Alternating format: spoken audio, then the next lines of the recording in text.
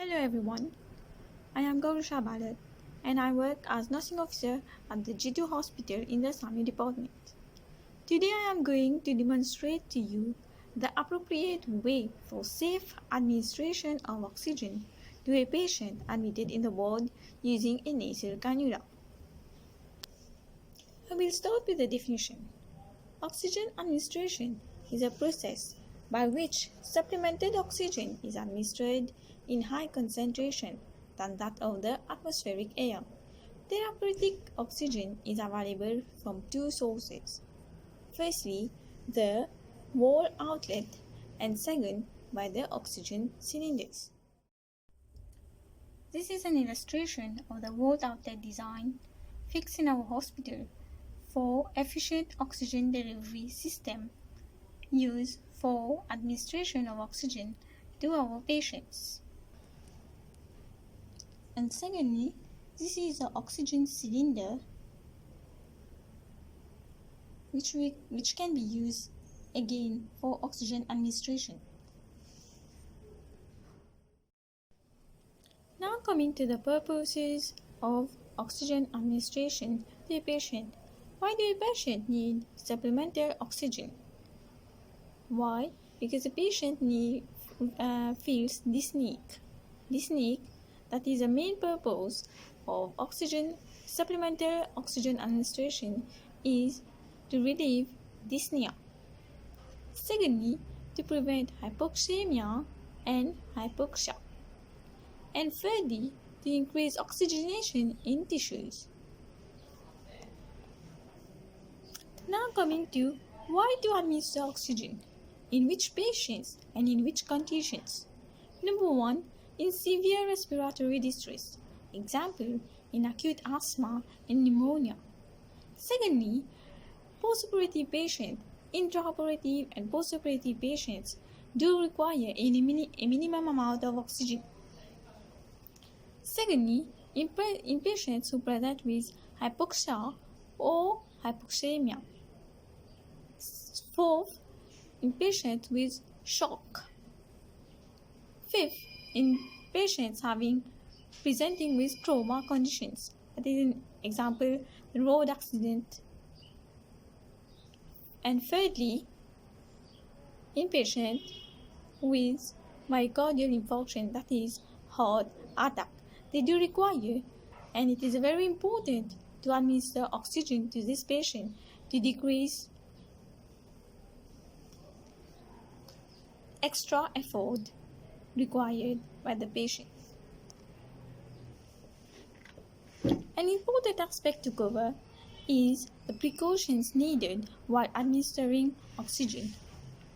Oxygen is a very risky procedure.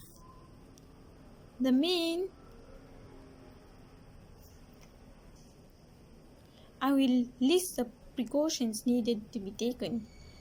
Firstly, avoid neck flames near oxygen cylinders. Second, put a no smoking sign board. This is very important because we keep having visitors and doctors in the wards doing ward rounds, and they do not know that it is not allowed to smoke near patients who are on oxygen therapy. Thirdly, do not give oxygen to a hyperventilated patient. Also, one should not use electrical gadgets near oxygen cylinders. Very important, one cannot adjust the flow meter until instructed. That is, we cannot adjust the flow meter, no increase the amount of oxygen to be delivered to the patient by ourselves. The doctor's prescription is very important to do so. Now, I will show you the articles needed for oxygen administration by nursing students or a qualified nursing officer. The most important one, the wall outlet, that is the oxygen source. the wall outlet or the oxygen cylinder. The flow meter, the humidifier, the O2 tubing, the nasal cannula. This is an adult one. The precaution signboard, the no smoking signboard, disposable gloves, and lastly, gauze swabs for padding.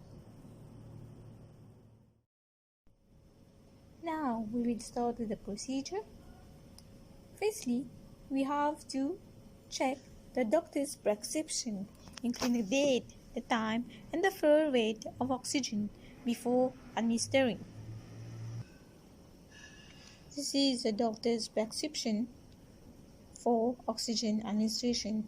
The amount is clearly written in the prescription. Secondly, the purpose of the procedure has to be explained to the patient in order to gain cooperation and alleviate fear or anxiety, because the patient feels very anxious when receiving oxygen as well as feel very restless. Also, the nursing officer or the nursing student has to observe the safety precautions while giving oxygen. Wash hands and pat dry. Assemble all the requisites, the equipment that has been listed before. Make the patient comfortable in bed.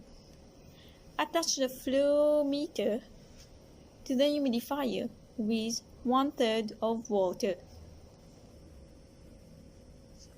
This is a flow meter attached to the humidifier with 1/3 of water filled. Connect the tubing of the mask.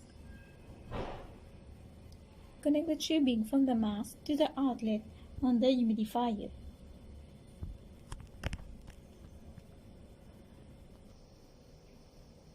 Apply the nasal cannula in the nostrils, gently moving towards the ears, behind the ears, and securing and adjusting the tubing tightly so as it does not provide any discomfort to the patient. Finally, regulate the oxygen flow rate by using the adjuster and reading the doctor's prescription.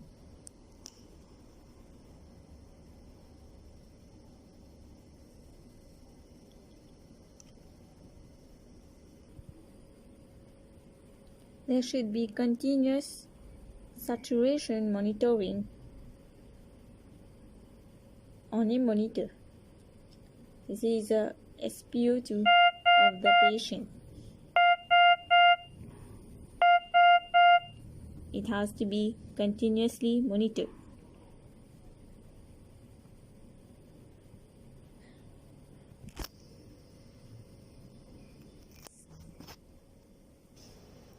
At the end, the patient will require continuous monitoring by nursing officer, and the amount of oxygen to be increased or decreased will depend on the SpO2 of the patient.